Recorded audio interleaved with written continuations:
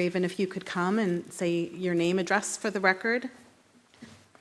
Good evening, Council, and thank you for allowing me to speak. My name is Raven Tadlock, and I live at 4695 Helmbridge Court, and I'm here tonight as an 18-year-old member of the LGBTQ community, and I'm asking you to take what I say seriously because lives are at stake. 3 years ago, I stood here when you voted to form a DEI committee. A council member told me to reach out if I ever needed help. Well, here I am. Since then, life has gotten increasingly dangerous for LGBTQ people in our city and state. At Grove City's 2024 Pride Festival, I volunteered at the youth table. Shortly after the event started, armed and masked members of a national Nazi hate group showed up, called the Blood Tribe.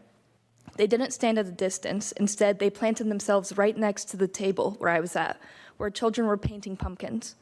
They began yelling hateful statements at us, slurs, threats, and just pure hatred. I had to suppress my fear and guide these kids I was helping to safety. This group clearly came to intimidate and threaten peaceful people. I felt shocked that this happened in my own town, all for such an innocent event. That day, my community literally stepped in and stood in front of the hate group, and I am now asking you to do the same.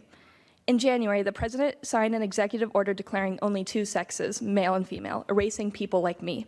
But I exist. I am going to college and I will achieve great things, but my government sees me as something to be erased. Now, Ohio is copying that language into our state budget. If passed, that becomes law here too.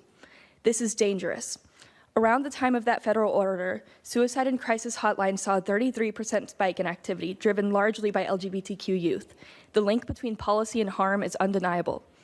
Leading medical organizations, such as the American Medical Association and the American Psychological Association, condemn these policies as unscientific and harmful. Even if you don't agree with this information, you should be aware that people are getting hurt. And it doesn't stop there. This same budget includes language requiring public libraries to isolate books with LGBTQ content, even stories about same-sex families. It also threatens funding for shelters that helped transgender youth who already face alarming risks. These measures were hidden in a budget, quietly and cowardly. That is a failure of leadership, and I'm asking you not to fail us too. So here's what I'm asking for. Please issue a resolution affirming the LGBTQ community and condemning this discriminatory language in the Ohio budget. And please use your relationships with state lawmakers to speak out. Please call your friends in the Senate. Let them know Grove City sees the harm and rejects it.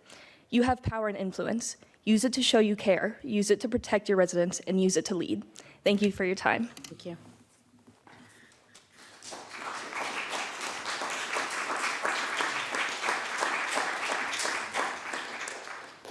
A very thoughtful statement that tells a story that you're much older and experienced than your age really is, that I know. So thank you for being here.